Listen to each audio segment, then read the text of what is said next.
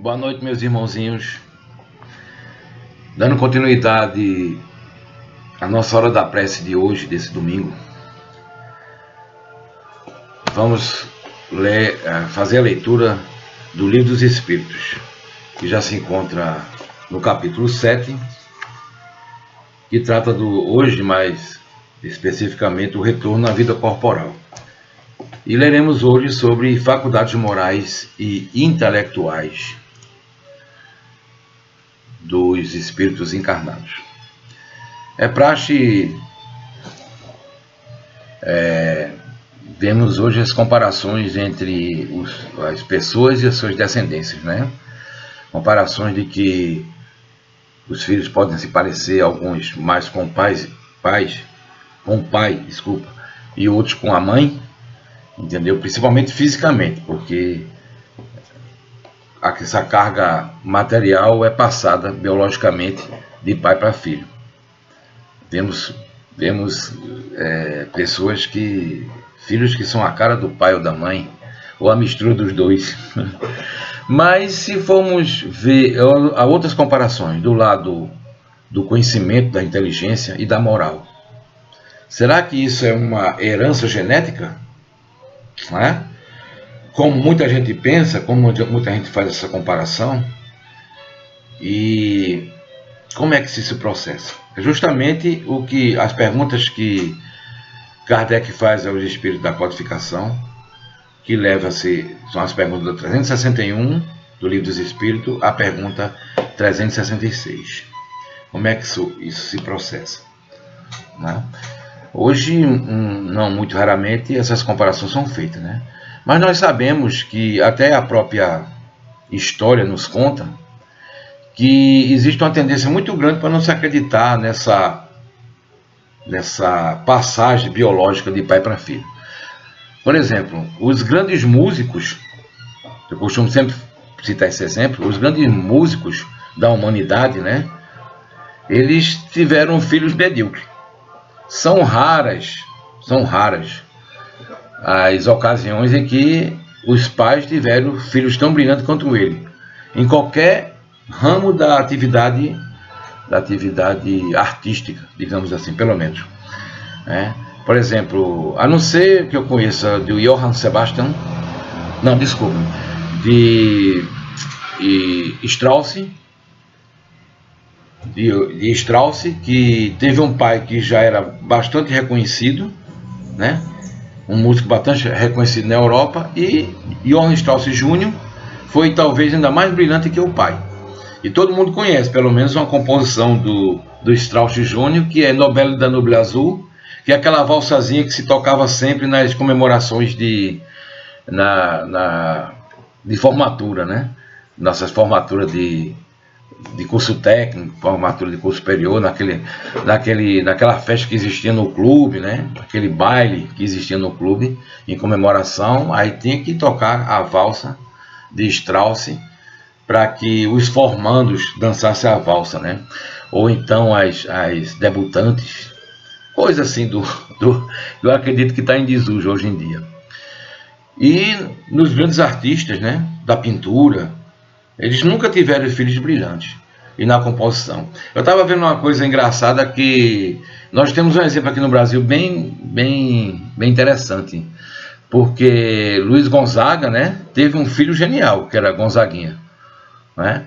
E que hoje a gente não sabe se, na realidade, segundo a biografia de Luiz Gonzaga, se Gonzaguinha realmente era filho biológico dele, né? Existe nessa dúvida. Mas raros são os casos em que essa genialidade passa de pai para filho. Portanto, não deveria a faculdades morais, moral então, né? Ninguém pode garantir que o filho tem um nível moral igual ao do pai. E de onde viriam as faculdades morais e intelectuais do homem? Na pergunta 361 é feita da seguinte maneira, formulada da seguinte maneira: qual a origem das qualidades morais, boas ou más, do homem? Então, a resposta é: são as dos espíritos encarnados nele. ou reencarnado, né? Quanto mais puro é esse espírito, tanto mais propenso ao bem é o homem. Segue-se-á daí que o homem de bem é a encarnação de um bom espírito e o homem vicioso é de um espírito mau, né? Sim, mas dize antes que o homem vicioso é a encarnação do espírito imperfeito, pois, do contrário, poderias fazer crer a existência de espíritos sempre maus, o que a humanidade denomina de demônios, certo? Então, qual o caráter dos indivíduos que encarnam espíritos desacisados ou levianos? São indivíduos estúrdidos, maliciosos e não raros criaturas malfazejas. Já trazem essa carga moral baixa de outras encarnações. Tem os espíritos paixões que não partilham a humanidade? Não. De que outro modo vos teriam comunicado? As vicissitudes desses espíritos que estão com a moral ainda a se elevar bastante, eles trazem as paixões típicas da nossa humanidade. O mesmo espírito dá ao homem as qualidades morais e os da inteligência? Certamente isso em virtude do grau de adiantamento que haja elevado. O homem não tem em si os dois espíritos. Um espírito bom, moralmente, e um espírito evoluído intelectualmente.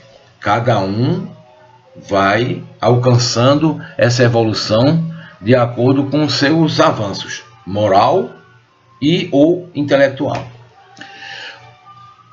Por que alguns homens muito inteligentes, o que indicam achar-se encarnado neles espíritos superiores, são ao mesmo tempo profundamente viciosos? Brilhante pergunta. E que não há ainda bastante puros espíritos encarnados nesse homem, e que estão, por isso, e cedem à influência de outros espíritos mais imperfeitos. O espírito progride em incessível marcha ascendente para o progresso. Não se efetua simultaneamente os dois sentidos. Durante um período de sua existência, ele adianta em ciências, durante o outro, em moralidade. Aí nem sempre esse adiantamento deles estão equivalentes.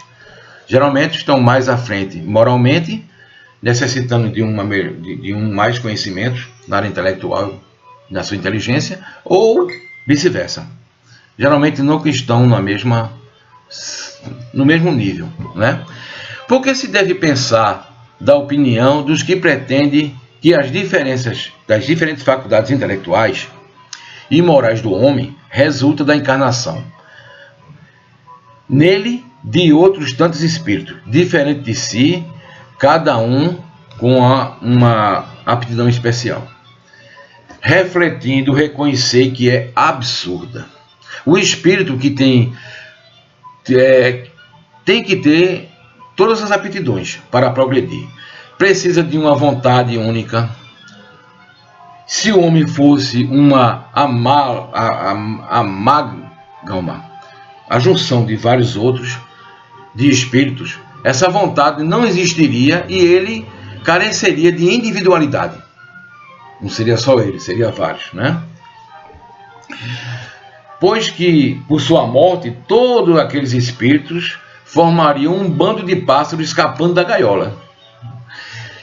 Queixa-se a miúde o homem que não compreende certas coisas e, no entanto, curioso e vê-se como multiplicar as dificuldades, quando tem ao seu alcance explicações muito mais simples e naturais.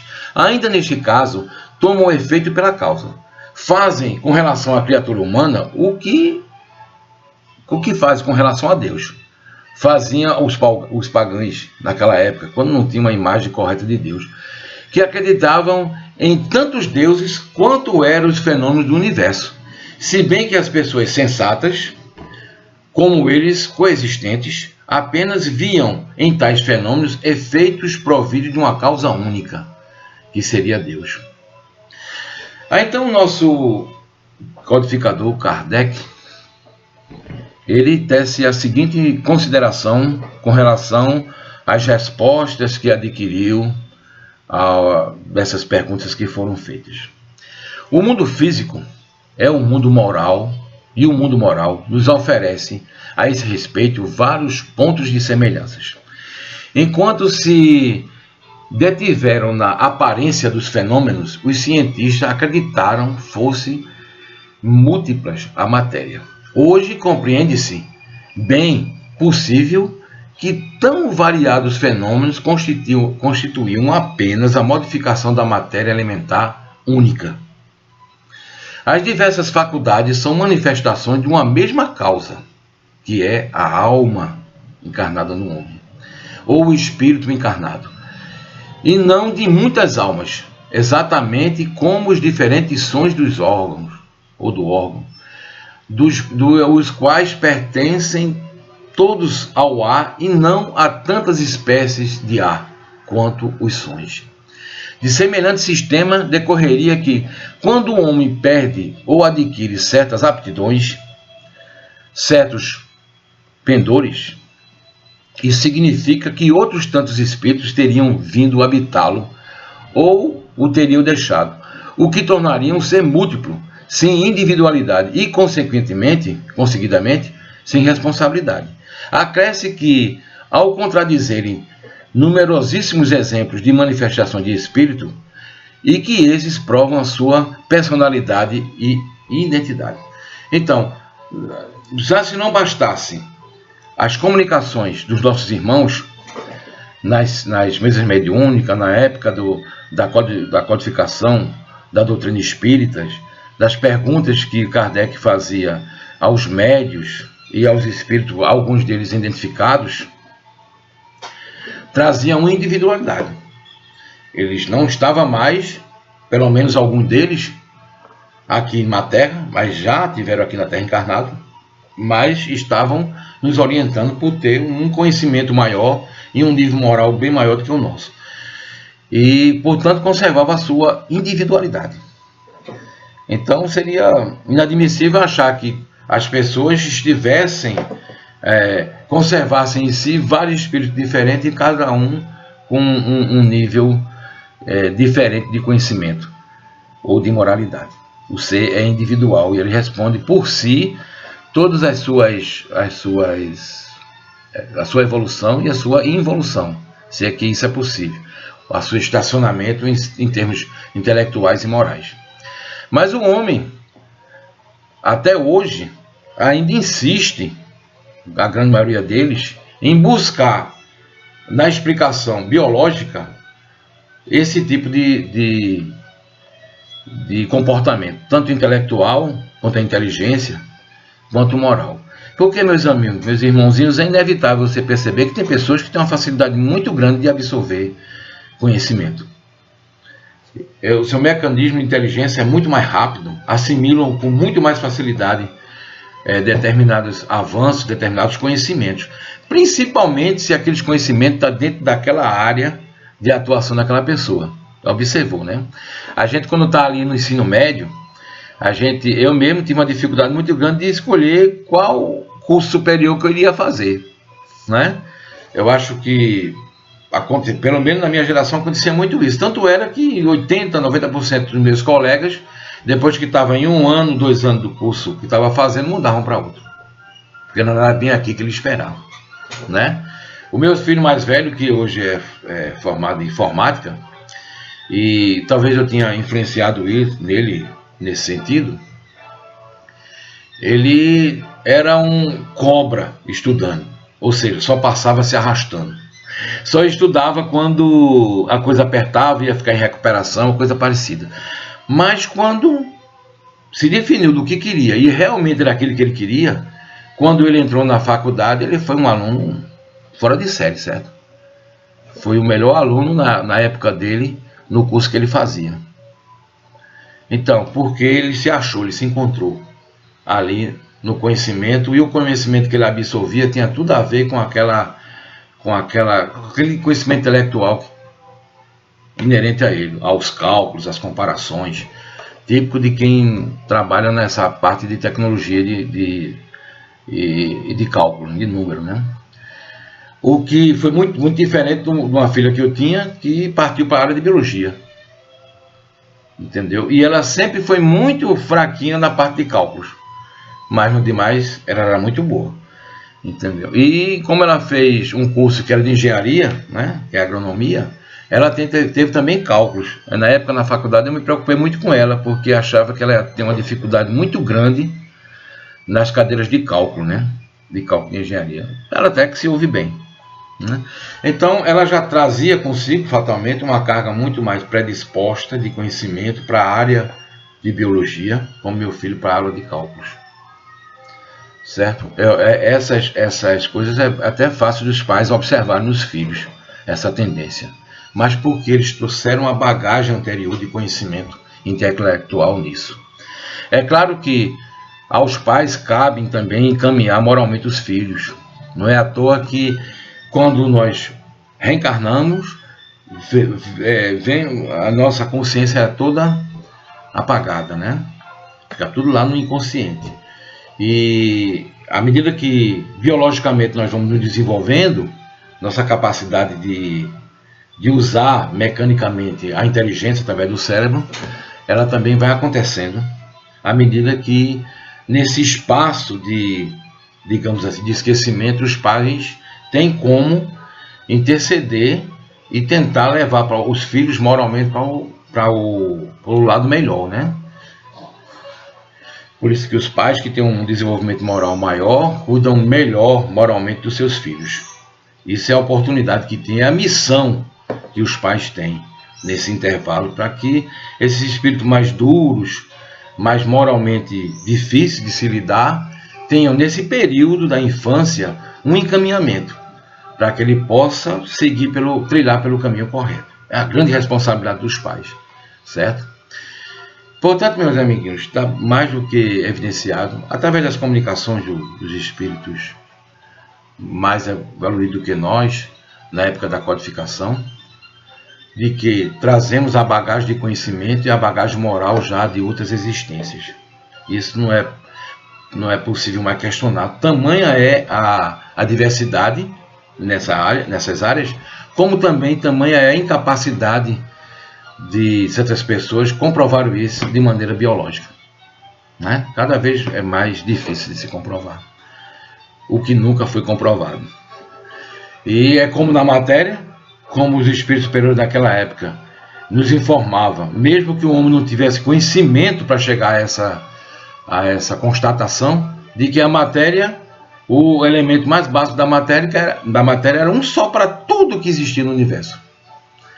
E esse menor elemento, combinado com outro menor elemento, e da maneira como eles vibravam e se combinavam, é que fazia a diferença de uma matéria para outra. Só hoje, com teoria de cordas, com a gente mapeando o átomo, né? O comportamento do núcleo em relação aos elétrons, etc, etc, é quem pôde constatar essa informação tão certa de 160 anos atrás, que o homem não tinha condições nem de imaginar como seria. É só para pontuar que as faculdades morais e as faculdades intelectuais é uma bagagem que nós trazemos, que o espírito que está reencarnando traz de outras existências. E cabe nessa existência atual, como eu e os nossos irmãozinhos agora estão passando, aperfeiçoarmos, tanto intelectualmente como moralmente. E evidentemente com a existência de no máximo 90, 100 anos que nós passamos por aqui, seria insuficiente para obtermos toda essa carga de conhecimento. Precisaríamos vir estagiar aqui na Terra, ou quem sabe em outra orbe mais adiantada ou mais atrasada, essas nossas deficiências. Por isso que é tão importante e faz tanto parte da justiça de Deus a reencarnação. Ela é imprescindível. Bem, meus irmãozinhos, vamos elevar o nosso pensamento ao nosso Pai Maior, Deus, que dá todas as oportunidades, e pedir a Ele paz, discernimento e consciência. Estamos passando por um momento muito difícil. Eu que o diga com a perda de tantos amigos, Vocês não sabem como eu senti a perda de certas pessoas, que eu não vou citar nomes. Algumas vocês conhecem, outras vocês nem conhecem, que são amigos que estão longe daqui, que foram da minha convivência em outra época da minha vida, que foram irmãos de pessoas conhecidas, sobrinhos, e que por conta de todos esses problemas que nós estamos passando, eles tiveram que ir para o outro lado da nossa existência, porque tinha chegado a hora de uma maneira ou de outra. Portanto, também eu peço aos nossos queridos irmãos que nesse momento de concentração elevemos nosso pensamento ao nosso Pai Maior e peçamos para que, com tranquilidade, seja qual for o resultado das nossas vidas, passemos por esse momento difícil. E que a saudade não vai ser eterna, que nós reencontraremos nossos irmãos que partiram de maneira que a gente não desejasse que fosse nesse momento. E que tenhamos também responsabilidade, meus irmãos, nesse momento, para que não sejamos veículo de divulgação de coisas que não fazem bem para as pessoas. Que sejamos responsáveis, principalmente responsáveis, no tratamento das vidas das pessoas. Temos responsabilidade em divulgar certas coisas que podem complicar a saúde e a vida dos nossos amigos e seus familiares. Que a paz do Mestre Jesus esteja sempre conosco e que o nosso coração esteja sempre aberto para o bem e para que a nossa consciência esteja tranquila, por estarmos sempre trilhando pelo caminho certo e pelo caminho da paz e do amor, que é uma lei divina que segue todas as nossas vidas para todo o século e séculos, como dizem. Muito obrigado pela atenção e eu desejo a todos uma boa semana de tranquilidade, de paz e de harmonia. E essa harmonia, essa tranquilidade, essa luz divina que nos clareia, depende de nós olharmos e enxergarmos. Boa noite a todos, boa semana. Muito obrigado.